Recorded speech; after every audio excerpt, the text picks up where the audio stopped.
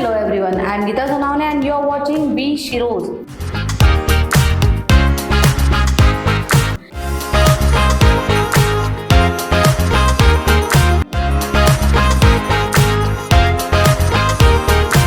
Hello everyone, I am Geeta Sonawane and you are watching B Shiroz.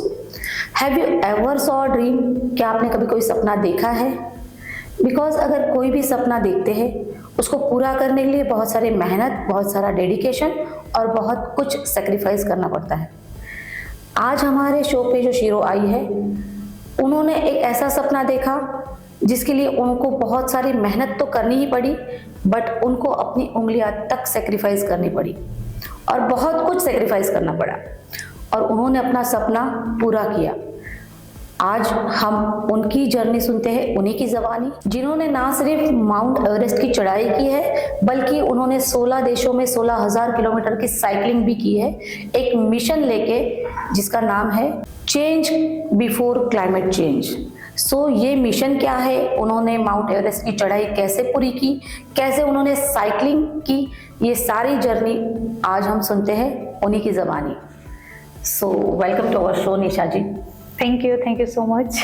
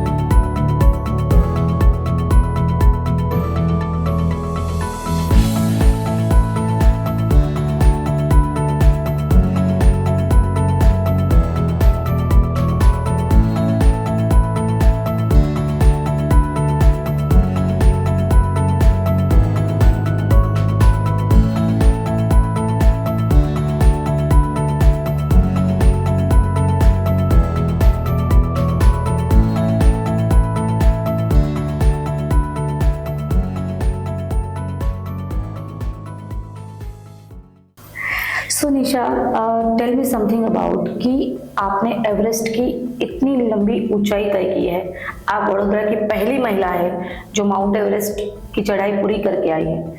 तो ये सपना आपने कब देखा और कैसे इस सपने की शुरुआत हुई? 2018 में मैंने ये सपना देखा था, जब मैं बच्चों को स्कूलों में सेल्फ डिफेंस सिखाने और स्पोर्ट्स के लिए मोटिवेट करने रूरल एरियाज के बच्चों को जाती थी सिखाने। Okay. तो वहाँ पे एक टाइम पे एक प्रिंसिपल सर ने मुझे एक क्वेश्चन पूछा कि आपने स्पोर्ट्स की फील्ड में क्या अचीव किया है जो आप बच्चों को स्पोर्ट्स के लिए मोटिवेट कर रहे हो। बट उस टाइम तक मैंने स्पोर्ट्स की फील्ड में कुछ अचीव नहीं किया था। मैंने मास्टर्स की हुई है मैथमेटिक्स में, अप्लाइड मैथमेटिक्स में। तो वो क्वेश्चन सुन के मुझे भी लगा मेरे मन में कि कुछ तो स्पोर्ट्स की फील्ड में करना चाहिए। तो मेरे जो कोच हैं नीलेश बारोट सर, उनके साथ मैं ट्रैकिंग में पहले से जुड़ी हुई थी। तो मैंने उनसे पूछा कि सर ऐसा ऐसा है तो मैं क्या कर सकती हूँ स्पोर्ट्स की फील्ड में। काफ़ी डिस्कशन करने के बाद निर्णय लिया कि माउंट एवरेस्ट इज माउंटेनियरिंग की फील्ड का हाईएस्ट है, टॉप है, तो उसके लिए तैयारी करनी चाहिए। तो 2018 में सपना देखा था माउंट एवरेस्ट का और तब से तैयारी शुरू की थी। 17 मई 2023 को ये जो सपना था माउंट एवरेस्ट क्लाइंब करने का, ये साकार हुआ। वाह! बट सपना देखना, उसको पूरा करना, बट उसके बीच की जो जर्नी है वो कैसी रही?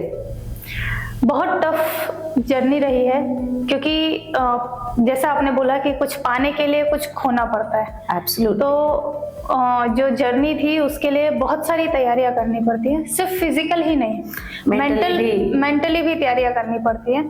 तो जैसे मेरी जो ट्रेनिंग रहती थी, हफ्ते में 6 दिन ट्रेनिंग और 1 दिन जो ब्रेक होता था उसमें सिर्फ योगा और मेडिटेशन करती थी। योगा मेडिटेशन डेली भी करती थी, लेकिन जिस दिन रेस्ट है उस दिन सिर्फ योगा और मेडिटेशन करना है। ओके। तो इस मेंटली फिजिकली आपकी प्रिपरेशन पहले से ही थी कि मुझे ये करना ही है, एनी हाउ माउंट एवरेस्ट चढ़ना ही है। हाँ, वो मैंने सोच ही लिया था कि अब कुछ भी करके माउंट एवरेस्ट क्लाइंब करना है, कितनी भी मेहनत मुझे करनी पड़े तो मैं इस सपने को साकार करूंगी। मेहनत करने में कहीं पे भी पीछे नहीं हटूंगी।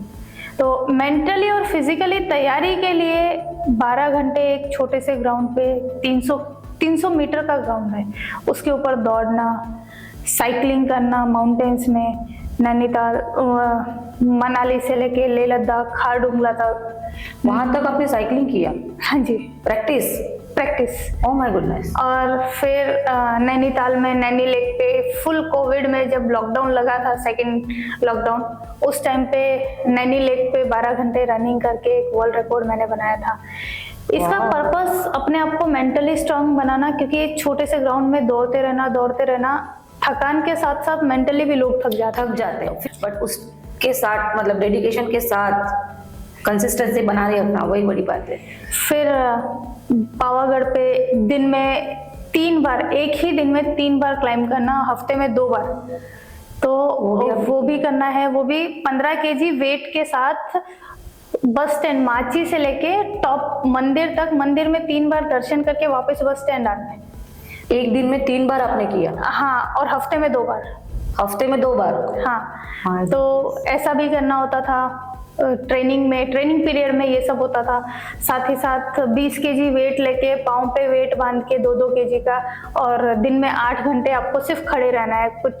कुछ काम करो या ना करो आपकी मर्जी है, लेकिन आपको इतना केजी वेट लेके, 20 केजी वेट अपने कंधे पे लेके, पाँव पे 2-2 केजी वेट बांध के आपको 8 घंटे खड़े रहना है।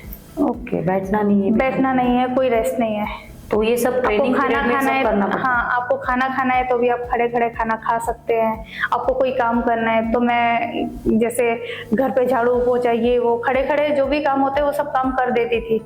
तो उसमें मेरा काम भी हो जाता था, टाइम भी स्पेंड हो जाता था, और खुद की जो ट्रेनिंग थी वो भी पूरी होती थी। 8 घंटे खड़े रहने की वो भी पूरी हो जाती थी। माय गुडनेस, बहुत हार्ड होगा ना ये सब? बहुत टफ था, बट ठान लिया था और अपना कदम बढ़ा दिया था उसकी ओर, तो रुकना नहीं था। सीरियसली। अच्छा, कोरोना पीरियड में बहुत से लोगों ने घर से ट्रेनिंग की, घर पे मतलब बहुत से लोग आए स्पोर्ट्स में।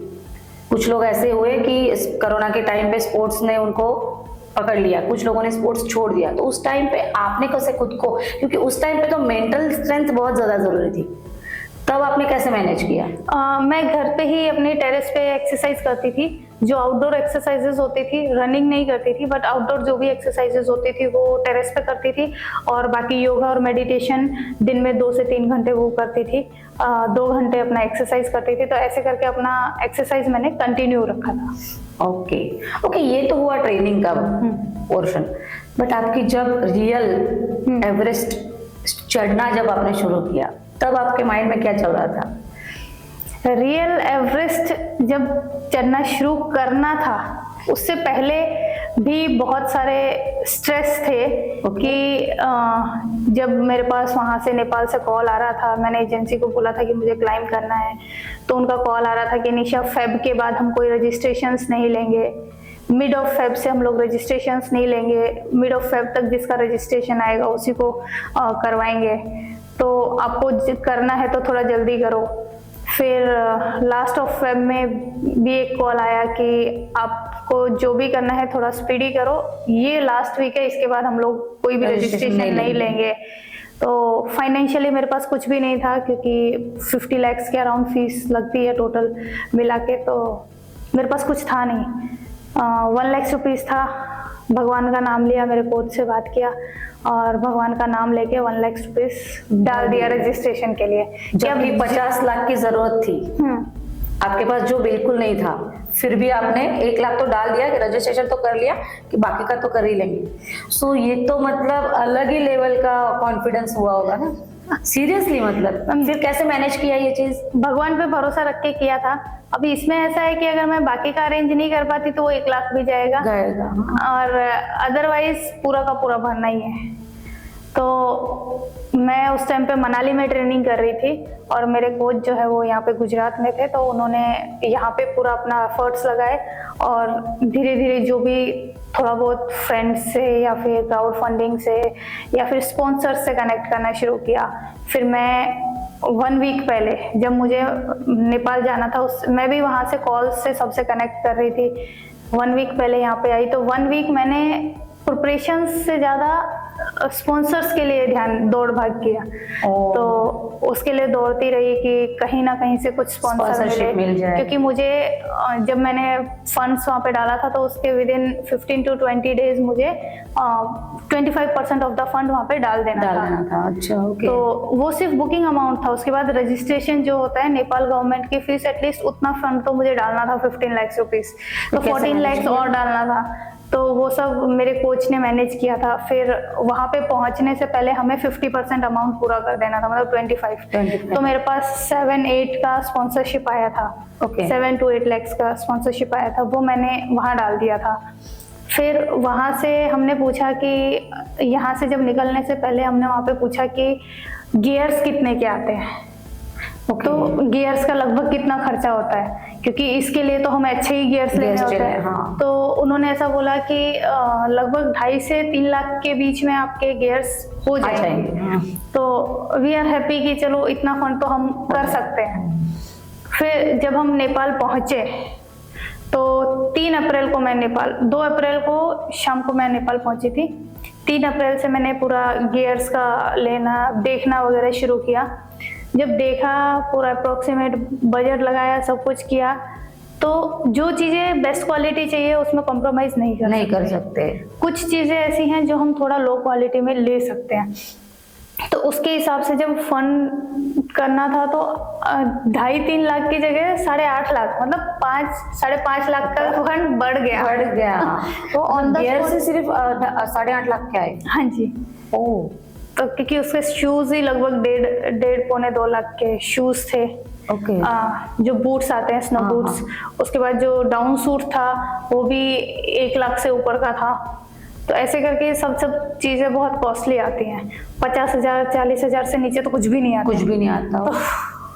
इट्स टफ कि हम 2.5-3 लाख रुपए लेके गए हैं और वहां पे जाके 8.5 लाख रुपए फंड हो रहा है, तो वो भी अरेंज करना ऑन द स्पॉट।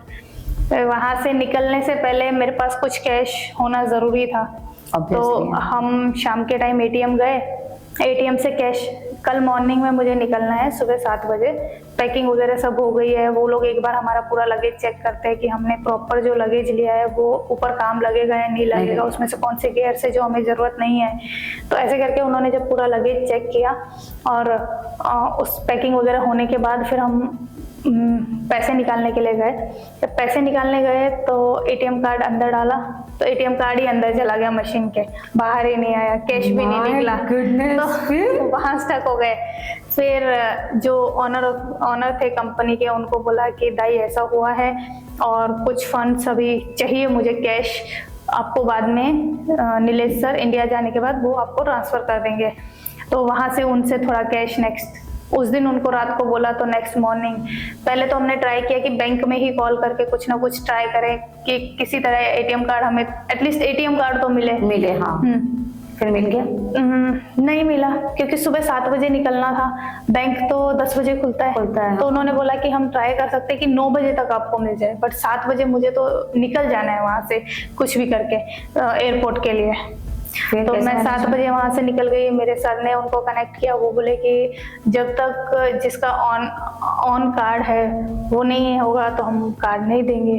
और उनको भी उस दिन वहां से काठमांडू से इंडिया वापस आना था मुझे ड्रॉप करने के बाद, तो वो भी वहाँ फंस गए थे कि क्या करें अभी।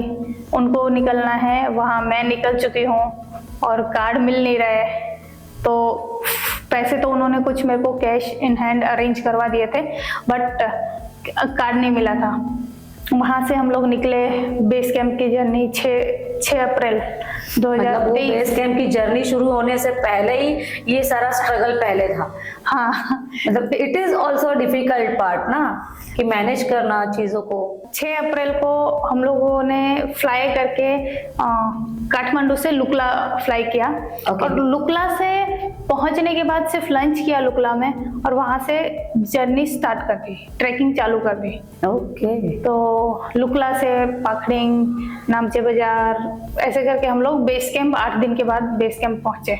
8 दिन लगे उसमें? हाँ, बेस कैंप पहुंचे। बेस कैंप पे पूजा होती है, जो हमारे मतलब गियर्स की पूजा, और हमारी सेफ्टी के लिए वहाँ पे लामाज आते हैं और पूरा पूजा किया जाता है एक प्रॉपर वे में।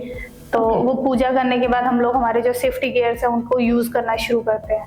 तो वो यूज करना शुरू किया और ट्रेनिंग पोर्शन जो होता है, एक्लेमेटाइजेशन रहता है, वो सब हो गया पूरा।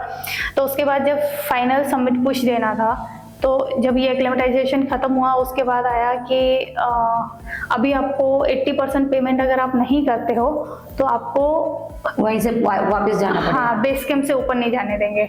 अब बेशक कैपेबल हो, सब कुछ है, हमें पता है, लेकिन ये हमारे रूल्स हैं, तो हम आपको जाने नहीं दे सकते। फिर एक और टास्क। हाँ, और मुझे सबमिट पुश के लिए मेंटली खुद को प्रिपेयर करना है, बट ये एक और नया फिर कैसे मैनेज किया उस चीज़? मुझे बोला, फिर वहां से मेरे कोच को भी उन लोगों ने कॉल किया कि ऐसा ऐसा है, आप अगर पैसे नहीं डालोगे तो आपको नहीं जाने देंगे। कोच ने बोला कि आप उसको आगे तो भेजिए, मैं आप ट्राई करता हूँ, अपना बेस्ट करता हूँ कि आपको मैं 80% फंड, अगर 1 वीक से कम टाइम में आपकी विंडो खुल रही है तो आप उसको आगे जाने दीजिए और मैं आपको within 1 week funds transfer करता हूँ। उन्होंने बोला कि जब तक फंड नहीं आएगा हम इसको यहाँ से मूव नहीं करेंगे। उनके भी कुछ रूल्स होंगे ऑब्वियसली। हाँ, क्योंकि उनके भी तो हम उनको ये नहीं बोल सकते कि आपने ऐसा क्यों किया। फिर मेरे कोच ने कुछ लोगों से यहाँ पे जो उनके नॉन्स थे उनसे नॉन इंटरेस्ट पे फंड लिया और वहाँ पे डाला। तो उसके बाद मैं बेस कैंप से 13 मई 2023 को मैंने मेरी जर्नी टॉप के लिए शुरू की। सुबह 12:30 बजे, सुबह 12:30 बजे मतलब AM 12:30 AM पे जर्नी शुरू की थी, क्योंकि खुम्बु आइसफॉल जो है वो नाइट में क्लाइंब करते हैं। ओके। और 17 मई 2023 को मैं टॉप पे अपना इंडियन फ्लैग लहराया था। वाह, क्या फील आया होगा ना। ऑन अ सीरियस नोट, मतलब हमारे देश का झंडा वहां पे जाके पकड़ना, that is out of the, क्या फील था उस टाइम पे आपका? उस टाइम पे जब मैं टॉप पे पहुंची तो सबसे पहला मेरा था कि भगवान को नमन करके मैंने धन्यवाद किया कि भगवान यहाँ पे आना सिर्फ आपका आशीर्वाद हो तो ही कोई पहुंच सकता है, अदरवाइज कोई नहीं पहुंचता। इतना आसान नहीं है। तो पहले तो भगवान को, महादेव को धन्यवाद किया, फिर अपना तिरंगा वहां लहराया। तो तिरंगा लहराते वक्त मेरी आंखों में आंसू थे कि वो बहुत प्राउड मोमेंट था। ऑब्वियसली हाँ। बहुत ही एक सपना जब साकार होता है तो हर किसी को एक खुशी होती है जिसमें आंखों में आंसू आ जाते हैं। तो मेरे साथ भी वैसे ही हुआ था। और उस टाइम पे, उस मोमेंट पे सनराइज हो रहा था। तो इट्स अ ब्यूटीफुल मोमेंट जो इतना मेस्मराइजिंग था कि उसको एक्सप्लेन करना भी, बताना किसी को इज नॉट पॉसिबल। वो फीलिंग की ही बात है, वो फील करने की बात है, वो एक्सप्लेन कर ही नहीं सकता कोई भी। एब्सोल्युटली। अच्छा, इन बिटवीन ऐसा कोई एक्सपीरियंस आपको याद है, कोई मोमेंट ऐसा जो बहुत डेंजरस रहा हो? जैसे ये तो आपने बताया कि बहुत ब्यूटीफुल आप जब पहुंचे, बट इन बिटवीन ऐसा कोई था एक्सपीरियंस? हाँ, ऐसे भी मोमेंट आया, जैसे कि जब मैं सबमिट से जस्ट 200 मीटर नीचे थी, तो मेरा सपना मेरे सामने है, 200 मीटर आगे है, और वहाँ पे मैं स्टक हो गई, एकदम से स्टक यानी कि सुन्न हो गई, मेरा बॉडी एकदम से सुन्न हो गया, मैं वहीं फ्रीज हो गई। क्यों? क्योंकि सामने डेड बॉडी थी और उसको क्रॉस करके हमें जाना था। ऐसी सिचुएशन में, मतलब मैंने सिर्फ वीडियोस में देखा था, फोटोज में देखा था, बुक्स में पढ़ा था और लोगों से सुना था, बट मेरी लाइफ में मैंने माउंटेन्स जो क्लाइंब किए थे, कभी भी डेड बॉडी लाइव नहीं देखी थी माउंटेन्स में। तो वो मेरा भी फर्स्ट एक्सपीरियंस था, इसलिए मैं फ्रीज हो गई थी कुछ सेकंड्स के लिए। और फिर उसके बाद अंदर से जब आवाज आई कि निशा, तुझे ये सपना पूरा करना है और बताना है कि तू स्पोर्ट्स की फील्ड में भी पीछे नहीं है, तो मैं वहां से आगे बढ़ी। और तो डेड बॉडी के साइड पे कोई जगह ही नहीं थी मतलब? मैम वो जो हिलेरी स्टेप वाला पॉइंट है वो बहुत ही रिस्की पॉइंट है। उसमें कैसा है कि वो इतना नैरो रिज है कि उस पे आप दोनों पाँव पैरेलली रख के भी नहीं खड़े हो सकते, और दोनों तरफ 8000 फीट की खाई है। Oh my goodness. इतना मतलब रिस्की है वो। उसको deadliest portion of the mount Everest बोलते हैं, ओह डेथ जोन। तो इसीलिए वहाँ पे डेड बॉडी के आजू बाजू से हम क्रॉस नहीं कर सकते, उसको क्रॉस ऊपर से ही क्रॉस करके जंप करके ही जाना पड़ता है। डेंजरस थिंग ना, बट फाइनली आपने वो पूरा किया। So many congratulation first of all. Thank you so much. अच्छा निशा, आपने माउंट एवरेस्ट कंप्लीट करने के बाद आपने 16 देशों में 16,000 किलोमीटर साइकिलिंग किया, तो ये आपको सोच कैसे आई? मैम जब मैं माउंट एवरेस्ट से पहले एक माउंट मनासलू करके पीक है जो 8th highest peak of the world है, और वो भी 8000 मीटर्स से ऊपर की हाइट की पीक है, तो वहाँ पे क्लाइंब कर रही थी। वहाँ पे मैं कैंप 3 से ऊपर समिट पुश के लिए जा रही थी, तो मेरे जो फेलो कलीग्स थे जो क्लाइंब कर रहे थे मेरे से आगे, वो मेरे से लगभग 150 फुट आगे होंगे। ओके। तो और शेरपास उनके साथ जो थे एक्सपीरियंस शेरपास, तो वहाँ पे अचानक से एवलांच आता है और सब लोग एवलांच में दब जाते हैं। हम लोग जब बचाने जाते हैं तो हम कुछ लोगों को बचा पाते हैं, कुछ लोगों की डेथ हो गई थी वहाँ पे आपकी आंखों के सामने? हाँ, तो वो बहुत ही दर्द वाला मोमेंट था। और उसी टाइम पे 4 अक्टूबर 2023 को इंडिया में 29 लोग जो माउंटेनियरिंग की ट्रेनिंग ले रहे थे वो भी अवलांच में दबे, और 29 की डेथ हो गई थी। और ये सब क्यों हो रहा है? Because of the global warming. तो ग्लोबल वार्मिंग को स्टॉप करने के लिए मुझे कुछ करना था, रोकने के लिए। तो उस टाइम पे सोचा था कि कुछ करना है, बट माउंट एवरेस्ट उससे पहले मुझे क्लाइंब करना था। तो इसीलिए उसके बाद मैंने ये मिशन लिया इंडिया टू लंदन साइकिलिंग का। जब मैं हॉस्पिटलाइज थी, जैसा आपने पहले बोला कि आपको कोई और डिफिकल्टी आई, तो मेरे को मेरी फिंगर्स जो थी वो सेक्रीफाइस करनी पड़ी। जब मैं माउंट एवरेस्ट से नीचे उतर रही थी तो मुझे बाकी सबको वे देने के लिए वही हिलेरी स्टेप पे, जब बाकी सब लोग क्लाइंब कर रहे थे, मैंने तो अर्ली मॉर्निंग क्लाइंब कर लिया था, तो उस टाइम पे कोई भी ऊपर नहीं था। तो जब मैं नीचे उतर रही थी तो बाकी सब लोग ऊपर जा रहे थे, तो मुझे उन लोगों को जगह देने के लिए एक ही जगह पे 2.5 घंटे तक खड़े रहना पड़ा। ओह। तो उस टाइम पे वेदर बहुत खराब हो गया एकदम से। हाँ, 22-23 में बहुत ही खराब था वो वेदर उस टाइम पे। हाँ, तो वेदर एकदम से बहुत खराब हो गया। हवा बहुत तेज चलने लगी, 40-50 किलोमीटर पर आवर की स्पीड से हवा चल रही थी। उस मोमेंट में खुद को स्टेबल करना, रोप को पकड़ के खड़े रहना 2.5 घंटे तक जब हम खड़े रहते हैं, तो -60 टेम्परेचर में आप अगर मूवमेंट में हो तो बॉडी गर्म रहती है, अगर आप रुक गए हो तो बॉडी ठंडी होना शुरू हो जाती है। तो ये फिंगर्स मेरे फ्रीज हो गए थे। उस टाइम मुझे नहीं पता लगा, बट बाद में मुझे पता लगा कि फ्रॉस्ट बाइट मुझे हुआ है। ओके, तो उसमें आपकी उंगलियां काटनी पड़ी? हाँ, बाद में जब इसका इलाज चला लगभग 7 से 8 महीना, और फिर उसके बाद डॉक्टर ने बोला कि अभी जितना रिकवरी होना था वो हो चुका है, अभी इसको कट करना पड़ेगा। तो जब मैं हॉस्पिटल में थी तब से सोचना शुरू किया कि आगे क्या कर सकते हैं जो नेचर के लिए करना है। Wow, what a thought. मतलब आपकी उंगलियां कटने के बाद भी आप देश के लिए सोच रही है, आप ग्लोबल वार्मिंग का सोच रही है, उसके लिए क्या स्टेप लेना है वो सोच रही है। Hats off to you. Thank you. On a serious note, so Nisha, जैसे आपने सोच तो बना ली थी कि चलो ग्लोबल वार्मिंग के लिए कुछ तो करना है, फिर उसके लिए स्टेप्स कैसे लिए? पहला स्टेप क्या लिया आपने? उसके लिए मैंने पहले तो ये सोचना शुरू किया कि क्या कर सकते हैं हम ग्लोबल वार्मिंग को रोकने के लिए।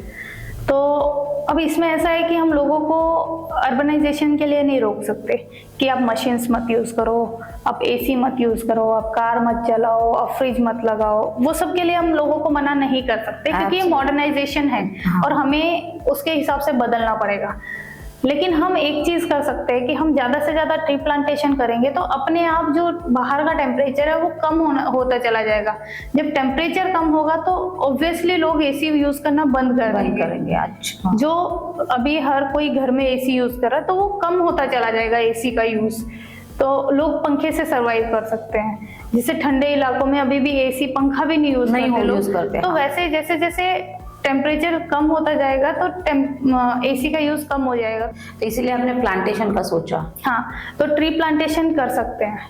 बट सिर्फ अपने एरिया में करें, ऑल ओवर इंडिया करें या वर्ल्ड वाइड करें, वो सोचना था। तो मेरे को ये मैसेज जो था, चेंज बिफोर क्लाइमेट चेंज, इसके अंतर्गत मैंने अपनी ये राइड की थी। तो ये मैसेज पूरे वर्ल्ड में स्प्रेड करना था। ओके। तो तब हाँ, आपने जो 16,000 किलोमीटर साइकिलिंग की, जो 16 देशों में की, उसका मिशन ही था ना कि चेंज बिफोर क्लाइमेट चेंज। तो ये मिशन का मोटो क्या था? लोगों तक मैसेज स्प्रेड करना, ग्लोबल वार्मिंग के लिए अवेयरनेस स्प्रेड करना और ट्री प्लांटेशन का मैसेज स्प्रेड करना कि हमें ज़्यादा से ज़्यादा ट्री प्लांटेशन करना चाहिए और ग्लोबल वार्मिंग को रोकना चाहिए। ये मैसेज मुझे स्प्रेड करना था। ये कब स्टार्ट किया आपने? ये साइकिलिंग का जर्नी आपने कब स्टार्ट किया? साइकिलिंग का जर्नी मैंने 23 जून 2024 को समा स्पोर्ट्स कॉम्प्लेक्स से शुरू किया था। ओके। और 19 जनवरी 2025 को मैंने लंदन में नेस्डेन स्वामीनारायण मंदिर में अपनी ये यात्रा पूर्ण की थी। ओके। इन बिटवीन आपने 16 देशों में? हाँ, 16 देशों की यात्रा मैंने की। इंडिया से Nepal, China, Kyrgyzstan, Uzbekistan, Kazakhstan, Russia, Latvia, Lithuania, Poland, चेक Republic, Germany, Netherlands, Belgium, France, फिर यूके। माय गुडनेस, ये सोचना ही कितना डिफिकल्ट लगता है। आपने ये पूरा कर लिया। और कितने प्लांटेशन आपने किए होंगे all over? More than 1050 trees हम लोगों ने लगाए। Okay. मैं और मेरे कोच थे मेरे साथ में, जो बैकअप गाड़ी में मेरे साथ बैकअप में थे, जिसमें जो भी हमारा एक्स्ट्रा गियर्स मेरे यूज के थे वो उनके पास गाड़ी में थे। Okay. तो हम लोगों ने मोर देन 1050 ट्रीज लगाए और हमें देखते हुए लोगों ने मोर देन 60 to 70,000 ट्रीज लगाए हैं और हमारे पास फोटोज, वीडियोज और मेल्स भेजे हुए हैं। Wow, what achievement. अच्छा, इसमें आपने जब जर्नी शुरू किया, जिस देश में आप गए होंगे वहाँ का एक्सपीरियंस कुछ आपको याद है जो आप शेयर करना चाहें? मतलब जो बेस्ट एक्सपीरियंस रहा हो कि आपको हर एक देश में आप जब गए तो उन्होंने अच्छे से सपोर्ट किया। हर एक देश में हमें लोग बहुत अच्छे मिले, लोगों ने हमें बहुत सपोर्ट किया, हमारा जो मिशन था उसको सपोर्ट किया और हमें आगे बढ़ने के लिए मोटिवेट किया। हर जगह पे हमें लोग बहुत ही अच्छे मिले। कहीं पे भी मतलब किसी ने हमें क्रिटिसाइज नहीं किया, किसी ने भी हमें कुछ गलत नहीं बोला, लेकिन हमें मोटिवेट हर किसी इंसान ने किया। वाह, मतलब आप वहाँ पे जिस देश में गए वहाँ के यूनिवर्सिटीज या ऐसे जगहों पे गए? मैम, मैं on the way schools, universities, colleges, बच्चों के साथ इंटरेक्ट करना, लोकल लोगों के साथ भी इंटरेक्ट करना और जो मैसेज है उसको हर जगह पे स्प्रेड करना। हाँ, लैंग्वेज बैरियर हर जगह पे था, तो ट्रांसलेटर, गूगल ट्रांसलेटर से अपना जो मैसेज था वो लोगों तक हम लोग स्प्रेड करते हुए जा रहे थे। वाह, मतलब हर देश में लैंग्वेज का तो बैरियर आएगा ही आएगा, ऑब्वियस है। सो निशा, आपने जैसे 16 देशों में ग्लोबल वार्मिंग का मैसेज दिया कि उसके लिए काम करना है, तो क्या क्या एक्सपीरियंस रहे अलग अलग देशों में? मैंने जो फेस किया कि जैसे नेपाल है वो बहुत ग्रीन है, फिर भी वहाँ पे ग्लोबल वार्मिंग का इफेक्ट हो रहा है कि अनसीजनल रेन हो रही है, लैंडस्लाइड्स हो रही है। जून के महीने में फुल रेन है वहाँ पे, मई से ही वहाँ पे फ्लड सिचुएशन थी। और लैंडस्लाइड में वहाँ पे जब मैं नारायण घाट पहुंची तो मुगलिंग करके एक एरिया है नारायण घाट से जस्ट 30 किलोमीटर से आगे, तो वहाँ पे लैंडस्लाइड की वजह से 2 बसेस लैंडस्लाइड में पूरा बह गई और नदी में चली गई और ना ही उसमें से कोई इंसान मिला और ना ही बस मिली। My goodness. तो लैंडस्लाइड को रोकने का एक ही मात्र तरीका है कि ज्यादा से ज्यादा ट्री लगाएंगे तो वो सॉइल को जकड़ के रखेंगे और उसको लैंडस्लाइड नहीं होने देंगे। एब्सोल्युटली। फिर उज्बेकिस्तान है, तो उज्बेकिस्तान में पूरा एक अराल सी होता था पहले। Okay. और आज के टाइम पे वो सी में बिल्कुल भी पानी नहीं है, वो पूरा रेगिस्तान हो चुका है, वो एरिया ही पूरा रेगिस्तान हो चुका है। कजाकिस्तान है तो वहाँ पे एक कैस्पियन सी है, कैस्पियन सी का लेवल इतना नीचे जा चुका और इतना एसिडिक हो चुका है कि मैं खुद वहाँ पे सी लेवल से, जो हम अभी सी लेवल पर रह रहे हैं, सी लेवल से 26 मीटर्स नीचे मैंने वहाँ पे साइकिलिंग की है। इतना एसिडिक वहाँ का पानी हो चुका है कि वो मतलब एनिमल्स जो हैं वो मरते जा रहे हैं उसके सी के। तो ऐसे करके रशिया है, तो रशिया में दिसंबर के महीने में जब हम वहाँ पहुंचे थे तो नॉर्मली आज से 6-7 साल पहले लोग बताते हैं कि वहाँ के लोग ही बता रहे थे कि वहाँ पे 8-9 फुट की स्नो होती थी और अभी वहाँ पे 1.5-2 फुट 2.5 फुट की ही स्नो थी। इतनी ही स्नोफॉल हुई थी। -20 टेम्परेचर था लेकिन स्नोफॉल नहीं थी ज्यादा। Okay. तो ये सब क्यों हो रहा है? ग्लोबल वार्मिंग से। पूरा यूरोपियन कंट्रीज में ग्लोबल वार्मिंग की वजह से स्नोफॉल बहुत कम हो गया है। जो सीजन में स्नोफॉल होना चाहिए बहुत कम हो चुका है। जिस टाइम पे होना चाहिए उस टाइम नहीं होता है। यूके लंदन में देखे तो लंदन में पिछले 5 साल में लोगों ने स्नोफॉल नहीं देखी है। लंदन के अंदर लोगों ने 5 साल में स्नोफॉल देखी ही नहीं है। बिकॉज पॉपुलेशन अभी बढ़ रहा है और ग्रीन प्लांटेशन के बारे में कोई सोच भी नहीं रहा है। हाँ। जबकि वो बेसिक अभी बन गई है। अगर अभी से ग्रीन प्लांटेशन नहीं किया तो after some year I think बहुत क्रिटिकल कंडीशन हो जाएगी। जैसे मैं आपको बताऊं कि लातविया वगैरह जो कंट्रीज हैं वो इतनी फॉरेस्ट वाली कंट्रीज हैं, वहाँ पे पॉपुलेशन बहुत ही कम है। तो वहाँ पे पर हेड, मैं एजुकेशन मिनिस्टर जो वहाँ के हैं उनको मिली थी, उन्होंने उनके घर पे, एक्स एजुकेशन मिनिस्टर, उन्होंने उनके घर पे मुझे इनवाइट किया था। मैं उनके पास गई तो उन्होंने बताया कि वहाँ पे पर हेड के हिसाब से अगर हम फॉरेस्ट का एरिया काउंट करें तो पर हेड 5 हेक्टेयर जमीन आती है। 5 हेक्टेयर कोई छोटा एरिया नहीं होता। तो इतना ज्यादा फॉरेस्ट वहाँ पे है ऑलरेडी, फिर भी वहाँ पे ग्लोबल वार्मिंग हो रहा है। तो उन्होंने बोला कि हमारे पास तो इतनी ग्रीनरी है तो हमें ट्री प्लांटेशन की क्या जरूरत है। हाँ। तो एक ही छोटी सी स्टोरी मैंने उनको बताई कि अगर 4 लोग एक बोट में सफर कर रहे हैं, नदी में 4 लोग हैं, एक ही बोट में हैं, तो उन लोगों को अगर बोट में सफर करते करते 4 का झगड़ा हो गया आपस में और उन्होंने 2-2 को सेपरेट कर लिया कि हम 2 इस साइड रहेंगे, तुम 2 उस साइड जाओ। और उसके बाद जब वो मूव करते हैं तो अचानक से एक साइड से थोड़ा होल हो जाता है, तो उस साइड के लोग टेंशन में आ जाते हैं और पानी को धीरे धीरे बकेट से, डब्बे से बाहर फेंकना शुरू कर देते हैं। तो दूसरे साइड वाले आराम से बैठ के रिलैक्स होके, अच्छा है हमारी साइड पानी नहीं, होल नहीं हुआ, हमारी साइड होल नहीं हुआ। लेकिन मतलब एट द एंड क्या है कि पानी पूरी बोट में भरेगा और डूबेंगे तो चारों ही डूबेंगे ना। तो ग्लोबल वार्मिंग अगर किसी एक कंट्री की वजह से हो रहा है या 2 कंट्री की वजह से हो रहा है तो ऐसा नहीं है कि उसका इफेक्ट सिर्फ उसी कंट्री पे रहेगा, उसका all over the world effect रहने वाला है। तो हम जितना ट्री प्लांटेशन करेंगे पूरे वर्ल्ड में तो इसका इफेक्ट पूरे के पूरे वर्ल्ड पे ही होगा। उसको ग्लोबल वार्मिंग को रोकने के लिए पूरे वर्ल्ड पे ही इफेक्ट होगा वो चीज। अब पूरे वर्ल्ड को ही काम करना पड़ेगा। ऐसा नहीं है कि मेरी कंट्री में मुझे जरूरत नहीं है तो मुझे तो चलेगा। वो नहीं हो सकता। और क्या अच्छे से आपने एग्जांपल देके समझाया उनको, फिर उन्होंने ये सपोर्ट किया। हाँ, वो तो सपोर्ट करते हैं। उनके घर पे उन्होंने खुद ही सिर्फ एक हॉल में 80 सिर्फ और सिर्फ ट्रीज, प्लांट्स लगा रखे हैं, छोटे बड़े सब तरह के, और 80 प्लांट्स है। आप सोचो इतने छोटे से हॉल में 50-80 पेड़ लगाना, और उस हॉल में सिर्फ पेड़ों के अलावा चलने की जगह है और कोई जगह नहीं है उसमें। वाह। तो he is very conscious about all this, but he just asked me all कि ऐसा हमारे यहाँ तो ऐसा है। He knew everything क्योंकि वो एजुकेशन मिनिस्टर है। बट उन्होंने मुझसे मेरा परसेप्शन पूछने के लिए ये पूछा तो मैंने उनको ये जवाब दिया। तो he is very happy कि now you are doing a very good job और you are doing in a positive way। तो वो बहुत खुश हुए। अच्छा, उसके बाद और कोई कंट्री का एक्सपीरियंस है कुछ अच्छा वाला? अच्छे वाले एक्सपीरियंस तो हर एक कंट्री में रहे। लोगों ने इतना सपोर्ट किया कि जैसे जैसे हम आगे बढ़ते थे, अगर कोई लोग हमें देख रहे हैं, मुझे साइकिल पे देख रहे हैं तो मुझे कभी कोई जा रहा है उसके पास कोई जूस है तो मुझे जूस दे देते थे, फ्रूट्स दे देते थे। साथ ही साथ वो हमें रोक के भी पूछते थे, मुझे पूछते थे कि आपको इतनी हवा चल रही है, आप बहुत थक चुके हो, बहुत थके हुए लग रहे हो, आपको अगर कोई हेल्प की जरूरत है मैं आपकी साइकिल गाड़ी में रख देता हूँ, आपको जहाँ जाना है आप मुझे बता दीजिए, मैं आपको ड्रॉप कर देता हूँ।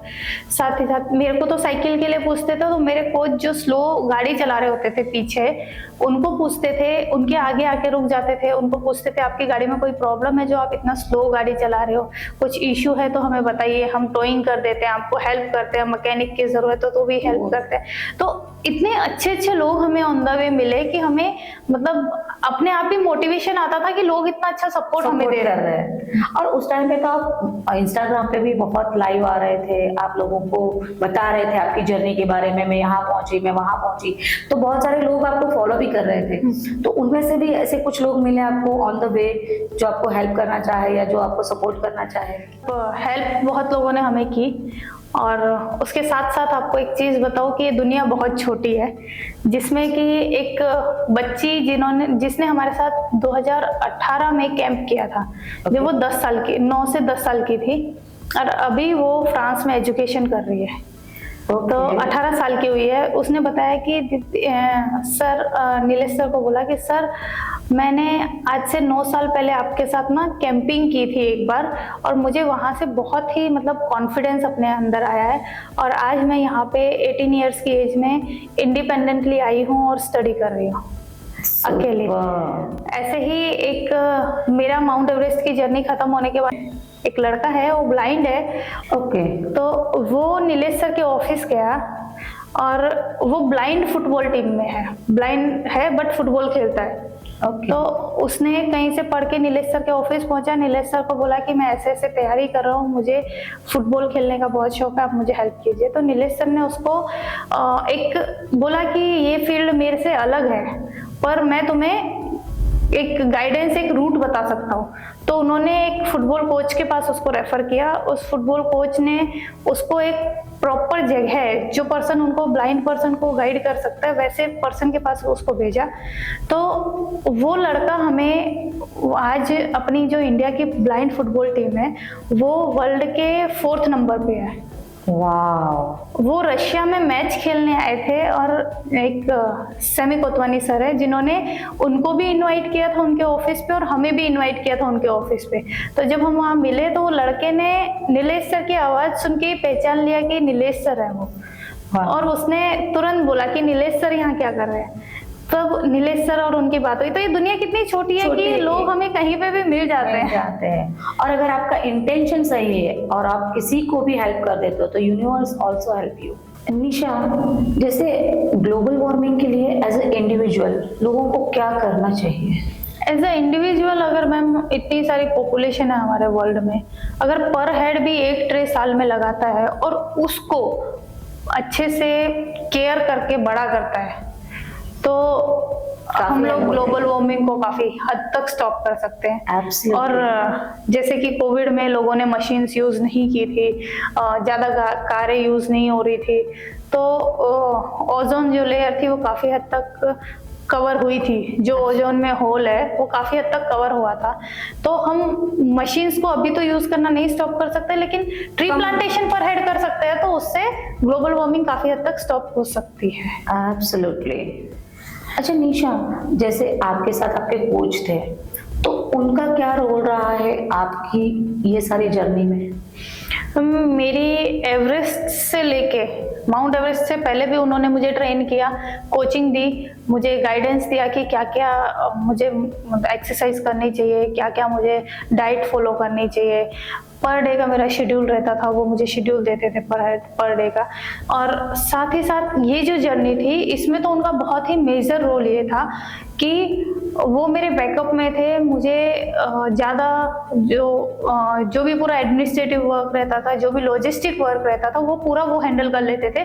मुझे सिर्फ साइकिलिंग में फोकस करना होता था कि मैं फिजिकली जब साइकिलिंग कर रही हूँ तो मुझे मेंटल कोई प्रेशर ना हो, और कहीं पे भी वो सब की वजह से मेरे को कोई बीमारी या तकलीफ ना हो, तो वो सब वो मेंटेन करते थे। तो उसकी वजह से भगवान की दया से पूरी जर्नी में हम लोगों को कहीं पे भी मेडिसिन लेने की जरूरत नहीं पड़ी। सुपर। और फाइनेंशियली भी बहुत सारा सपोर्ट किया उन्होंने ना?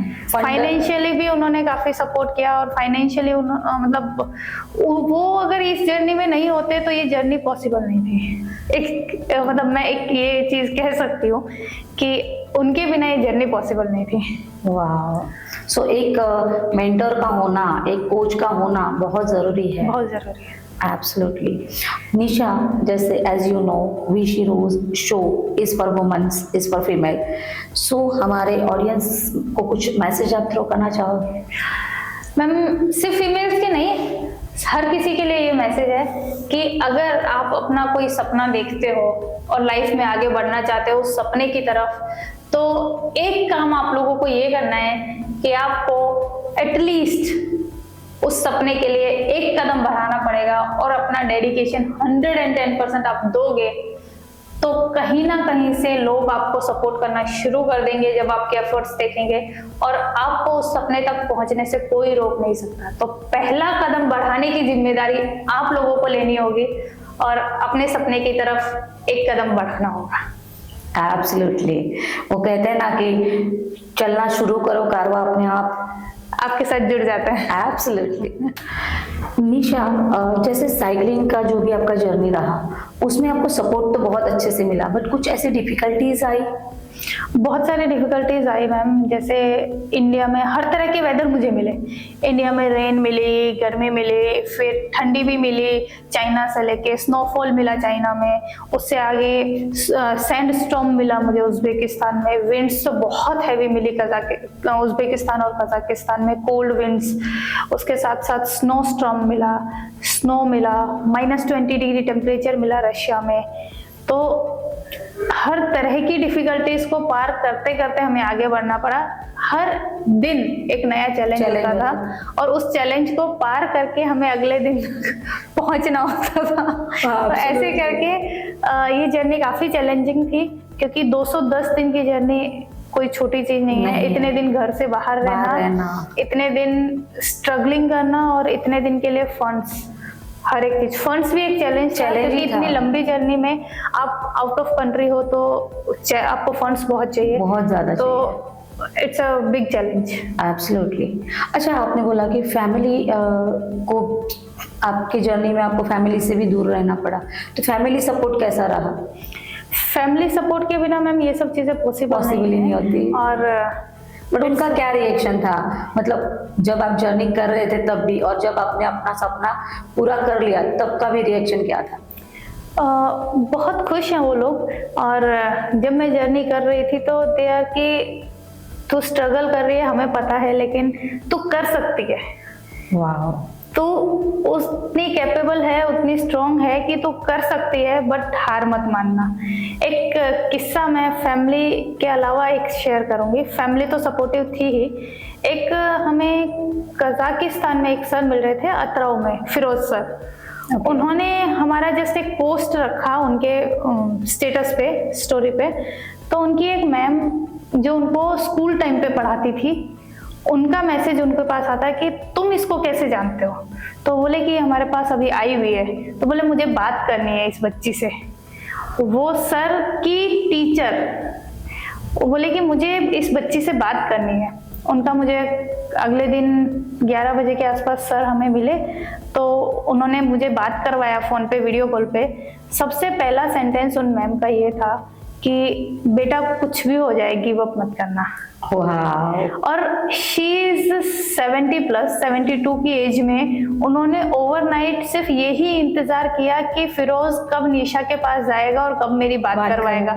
वो सोए भी नहीं और पूरी रात जगते रहे कि कब फिरोज मुझे कॉल करेगा और मैं निशा से बात करूंगी। तो ऐसे मोमेंट्स जब आते हैं तो हमें भी एक मोटिवेशन मिलता है, हम लोगों को भी आगे बढ़ने के लिए एक चाहत होती है कि हम गिव अप ना करें और आगे बढ़ें। We are on a right path, ये फील आता है और प्राउड मोमेंट भी लगता है कि चलो हम लोग कुछ अच्छा कर रहे हैं। तो thank you so much for coming in our show Nisha. Thank you so much. Thank you so much ma'am.